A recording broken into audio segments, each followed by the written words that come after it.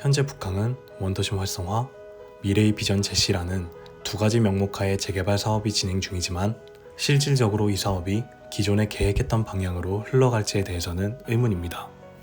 부산항만공사에서는 북항 재개발 사업을 통해 경제적 효과와 일자리를 얻을 수 있고 복합 친수 공간을 조성하고 유라시아 관문 도약을 통해 국제 해양 관광 거점을 확보할 것이라고 합니다. 하지만 중앙대로라는 강력한 축 건너편에 있는 원도심까지 효과가 있을까요? 북항 재개발 사업의 경우 민간 사업 자본이 72%를 차지합니다. 무려 공공 자본의 3배에 가까운 수치입니다. 이런 민간 자본은 공공의 이익보다 개인 또는 기업의 이익을 우선시하고 사람들을 한 구역에 묶어놓도록 하는 경향이 있습니다. 재개발 구역은 복합 문화 공간으로 포화되어 있고 테마파크와 같이 사람들의 하루 일정을 전부 소비할 수 있을 만한 정도의 규모를 가지고 있습니다. 이처럼 북한의 유동인구는 절대적으로 늘겠지만 북한과 원도심의 상대적 격차는 더욱 심해질 것입니다. 또한 원도심 주민들의 입장에서도 주민 친화적인 사업이 아닙니다. 중앙대로를 기준으로 가파르게 형성되어 있는 지형은 원도심과 북항을 가로막는 장애물이라고 볼 수 있습니다. 이처럼 북항 자체에만 국한되어 계획되고 있는 북항 재개발 사업은 기존의 목표를 이룰 수 있는 조금 더 원도심에 직접적인 영향을 끼칠 수 있는 방법이 필요합니다. 현재 자율주행에 대한 관심은 지속적으로 높아지고 있습니다. 이 자율주행 이동수단을 활용하여 원도심과 북항을 직접적으로 연결할 수 있는 펌프 모빌리티를 제공하고자 합니다. 이 펌프 모빌리티는 퍼올리다라는 뜻의 펌프와 사람의 이동을 편리하게 하는 데 기여하는 이동수단이라는 뜻의 모빌리티라는 의미를 가지고 있습니다. 이것은 어떠한 물체나 유체를 끌어올리는 것이 아닙니다. 북항에서 새롭게 생성될 사람과 문화를 원도심으로 퍼올려주는 것입니다. 중앙대로 건너편의 원도심은 도시재생 사업을 통해 많은 숙박시설이 형성되어 있습니다. 그러나 현재 팬데믹과 지형적 조건으로 인해 수요가 과거에 비해 현저하게 떨어져 있습니다. 따라서 새롭게 만들어질 북항의 문화를 중앙대로 너머로 퍼올리기 위해 원도심의 숙박시설과 연계된 모빌리티 시스템을 도입합니다. 우선 원도심 내의 숙박업소들은 모빌리티 허브에 있는 자신의 시설 정보를 등록합니다. 그리고 관광객들은 북항을 관광 후 미리 예약했던 숙박시설과 연계된 모빌리티 허브로 이동합니다. 모빌리티 플랫폼으로 가면서 바닷속을 볼 수도 있고 다양한 경험을 할 수도 있습니다. 플랫폼을 통해 배정된 무인 모빌리티를 타고 원도심 속 숙박업소로 간편하게 올라갈 수 있게 됩니다. 펌프 모빌리티로 인해 관광객은 자연스럽게 지형적 여건을 극복하고 원도심으로 향합니다. 이 이동은 직접적인 원도심의 유동인구 증가와 상권 활성화를 기대할 수 있습니다. 그리고 원도심의 주민들에게 도서관, 건강케어, 커뮤니티 공간 등 복지와 문화적 활동 공간이 제공된 모빌리티를 순환시켜 거동이 불편한 노인들에게 편의성을 제공할 수 있는 기능도 갖춥니다. 약 20년에서 30년의 시간이 흐른 후 육로에만 국한되어 있던 모빌리티의 기능은 해상으로 확장됩니다. 모빌리티는 영도, 김해나 해운대 등을 해상으로 연결하면서 기존의 육로 중심의 축을 확장시킵니다.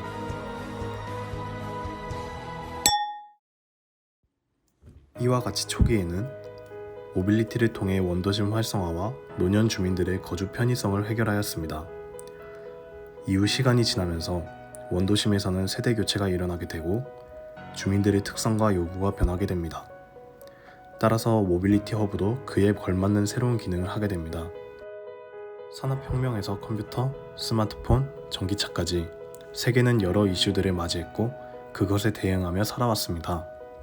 그렇다면 다음 이슈는 무엇일까요? 4차 산업시대의 AI 기술일까요? 사실 답은 정해져 있고 모두가 알다시피 환경변화입니다. 극심한 환경변화는 몇십 년 전부터 예고되어 왔으나 경고가 지속됨으로 인해 환경변화에 묻어졌습니다. 과거에는 환경변화가 우리에게 다가오는 시기를 먼 미래의 문제로 치부했습니다.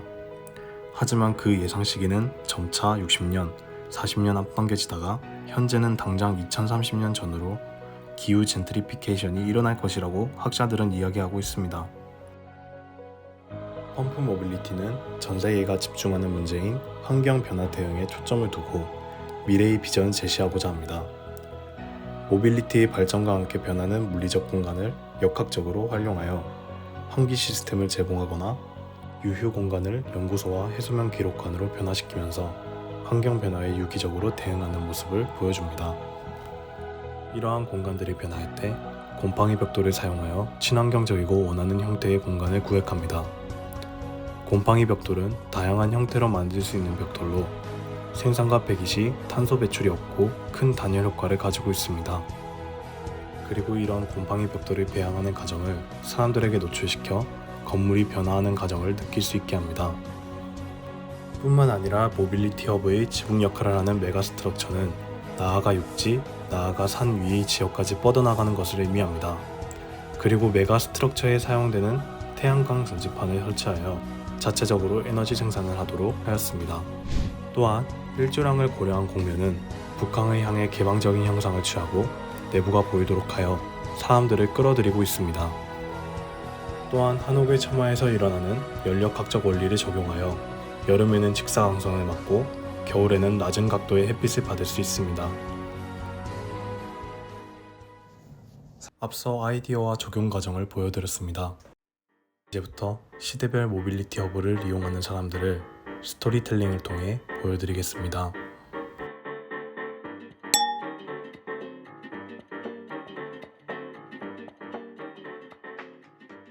무릎이 안 좋아서 내려가기도 힘든데 알아서 건강도 봐주고 편해졌어.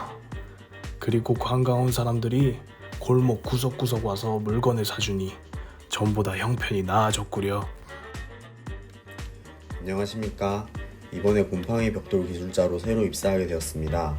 저는 이곳에서 곰팡이 벽돌을 생산하며 이 벽돌을 이용해 변화하는 공간을 디자인하고 있습니다.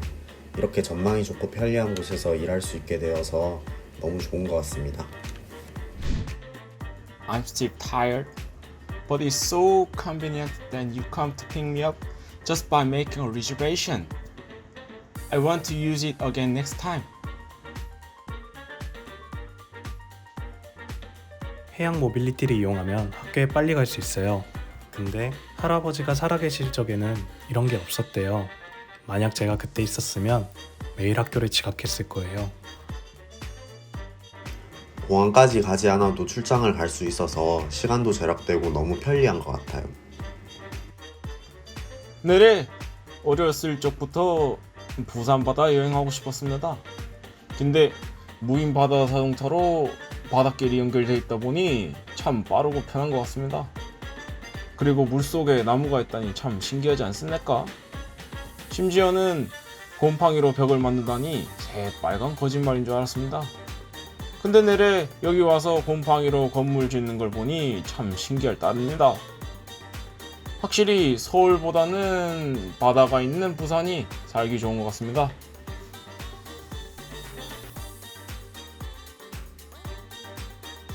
아들에게 기후가 어떻게 변해왔고 바다 아래는 어떻게 생겼고 자연의 소중함에 대해서 교육할 수 있는 좋은 곳인 것 같습니다. 시간이 지나면서 건물도 같이 변하니까 제가 나이 들었다는 게 이제 느껴지네요. 세월이라는 게 참 빠르죠. 옛날에는 모빌리티로 북적거렸는데 이제는 나무와 자연이 북적이니 쉬기가 딱 좋구만. 젊을 때는 바쁘게 살았으니까 이제는 좀 쉬고 싶어. めちゃめちゃ見ると韓国なんてさらにホテルの前だよ。早く遊びに行きたいな。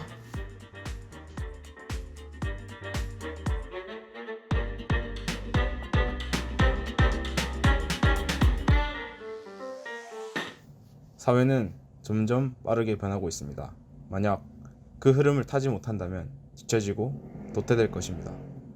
여기서 북항 제1부두는 환경 변화에 대응하는 심볼적 이미지를 가지면서도 원도심을 활성화하고 부산을 전 세계와 연결할 것입니다. 안녕하십니까. 동아대학교 1팀 대표 손준모입니다. 먼저 워크숍 기간 동안 고생했던 우리 팀원인 준영이와 승원이에게 고생했고 또 고맙다는 말을 먼저 하고 싶습니다. 그리고 워크숍 기간 동안 제 생일을 축하해주신 부모님과 그리고 지인분들 모두 큰 힘이 되어서 마지막까지 무사히 마칠 수 있었습니다. 그리고 이번 워크숍에 참여할 수 있도록 해주신 관계자 여러분들도 정말 감사하다는 말씀을 드리고 싶습니다. 저는 이번 워크숍을 통해서 제가 원하는 북항은 과연 어떤 모습이며 현재의 북항이 가진 문제에 대해서 진지하게 고민해 볼 수 있었습니다. 제가 원하는 북항은 현재 계획되고 있는 문화지구나 관광지구들을 통해 원도심 활성화가 말로만 해결되는 것이 아니라 실질적으로 일반인들이 오감을 통해 직접 느낄 수 있는 북항이었습니다. 그리고 북한뿐만 아니라 부산, 나아가 대한민국과 전 세계가 주목해야 할 것은 환경 문제입니다. 현재의 북한 재개발 사업은 전 세계적인 심각한 환경 변화에 대해 외면하고 있는 실정입니다. 앞으로 북한과 그리고 부산이 세계로 나아가기 위해서는 조금 더 환경 변화에 민감하고 적극적인 자세가 필요하다고 생각했습니다. 이제 더 이상 환경 문제는 미래의 문제가 아니라 지금 당장의 문제입니다. 그린 뉴딜과 같이 정치적 움직임뿐만 아니라 하드웨어적인 움직임인 건축도 환경 변화에 대응해야 우리가 살아남을 수 있습니다. 감사합니다. 안녕하세요. 동아대학교 1팀 박준영입니다. 우선 이번 부산국제디자인 워크숍에 참여할 수 있도록 애써주신 관계자분들, 교수님들, 그리고 다른 참여자분들에게 감사의 말씀을 전하고 싶습니다.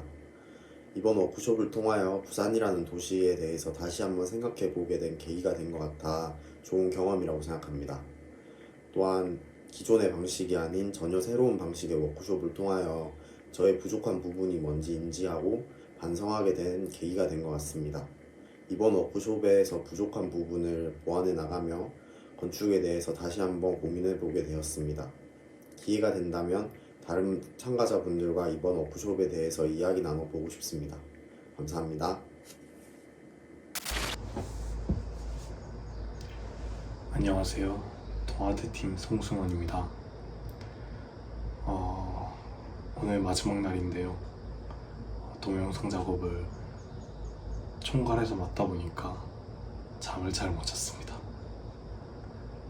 일단 학교의 명성에 걸렸다고도 볼 수 있는 공모전인 만큼 진지하게 임하고자 했습니다. 그래서 썸네일도 셋 중에 한 명이 죽어도 모를 만큼 최선을 다하자는 의미에서 탄생했습니다. 뒤돌아봤을 때는 최선을 다한 것 같은데 이게 72시간 설계라는 점이 오히려 더 사람들을 집중하도록 만드는 것 같습니다. 정말 힘들었지만 일단 재밌었어요. 그리고 이번에 가장 잘 이루어졌던 부분은 말하자면은 역할 분담인 것 같아요. 방향을 잃을 때마다 그냥 서로 잡아주고 각자가 잘하는 분야에 좀 더 집중할 수 있었던 게 가장 기억에 남습니다.